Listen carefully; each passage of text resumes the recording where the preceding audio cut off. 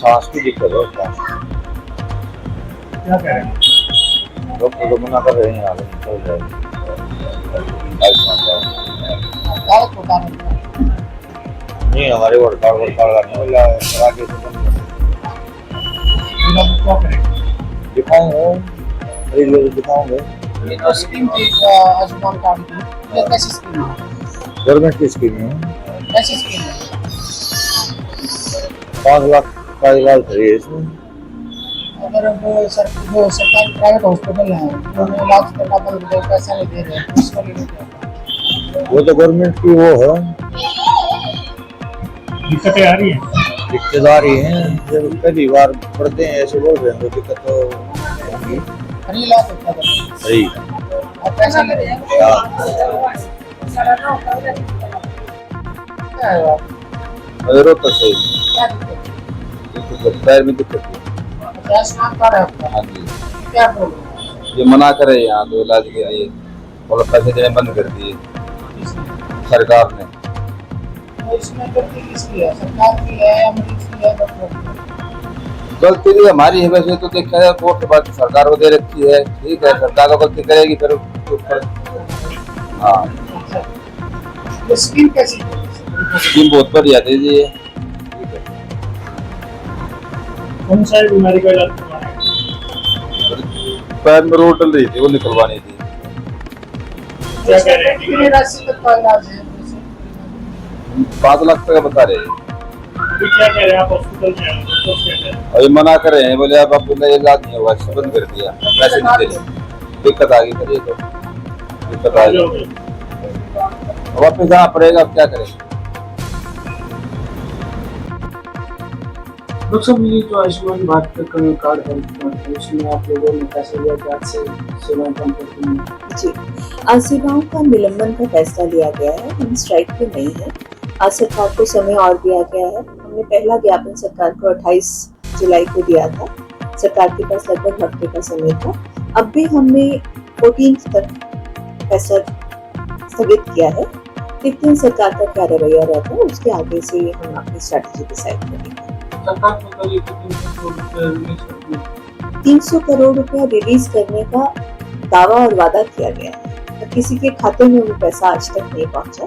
सरकार के पास हफ्ते का समय था और अभी तक कोई ठोस कदम इस बारे में नहीं लिया गया। बात करें पूरे देश में कितने हॉस्पिटल में और कितना बकाया? देखिए लगभग 650 से ऊपर हॉस्पिटल हैं और 500 करोड़ रुपए की राशि जो है वो बकाया बताई गई है। मैं अकेले रोहतक की भी बात करूं तो लगभग 25 करोड़ का बकाया रोहतक डिस्ट्रिक्ट का है। तो 300 करोड़ की राशि 500 करोड़ के अगर वो दावा भी कर रहे हैं तो मुझे लगता है ये कोई ठोस कदम नहीं है। सबसे ज्यादा कौन सी जगह? देखिए इस तरह से तो मुझे पता नहीं, मैं केवल अपने जिले की इंचार्ज हूँ और मेरी अपने जिले की समस्याओं तक वो है।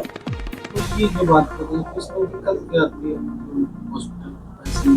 देखिए हमारे पास लगभग पिछले 5 महीने से कोई पैसे नहीं आए हैं और मरीज की जो दवाई है, ऑपरेशन का जो खर्चा, उसके अस्पताल में स्टे का खर्चा, वो सारा खर्चा अस्पताल वहन कर रहा है।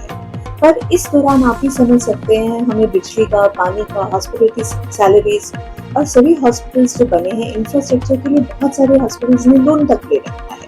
तो उस लोन की EMI भी हमें हर महीने भरनी होती है। तो जब ये पैसा का फ्लो नहीं होता तो सभी अस्पताल, सभी डॉक्टर सफर करते हैं उसमें। सरकार को पैसे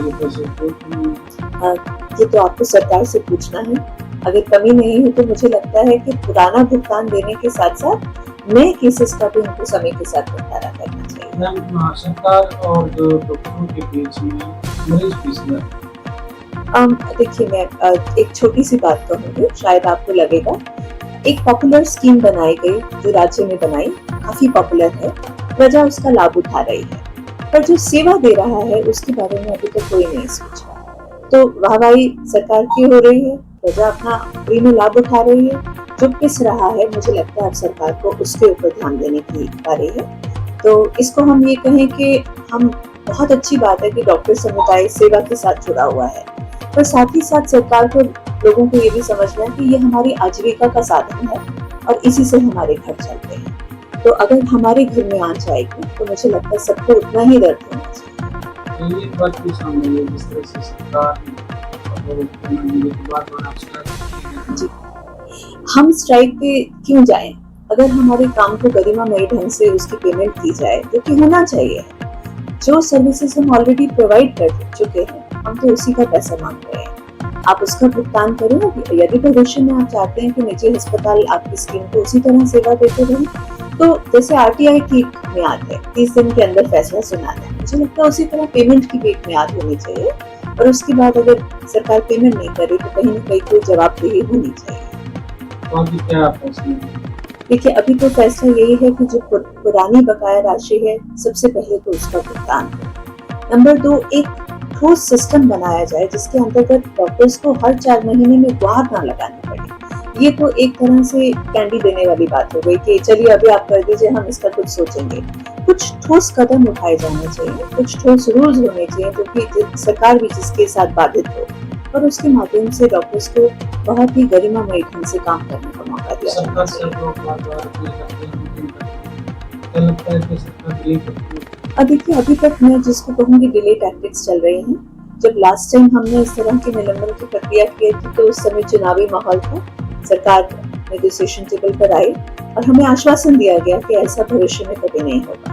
आज उस बात को 4-5 महीने बीत गए और हम फिर वहीं उसी कगार पे खड़े हैं। इस बार हम कुछ ठोस फैसले और कुछ ठोस कदम सरकार की तरफ से चाहते हैं। तो जब तक पैसा नहीं मिलेगा तब तक इलाज नहीं। जब तक पैसा नहीं मिलेगा, हमारे घर में चूल्हा नहीं जलेगा, तो हम बहुत मुश्किल है हमारे लिए इस तरह से इलाज करना।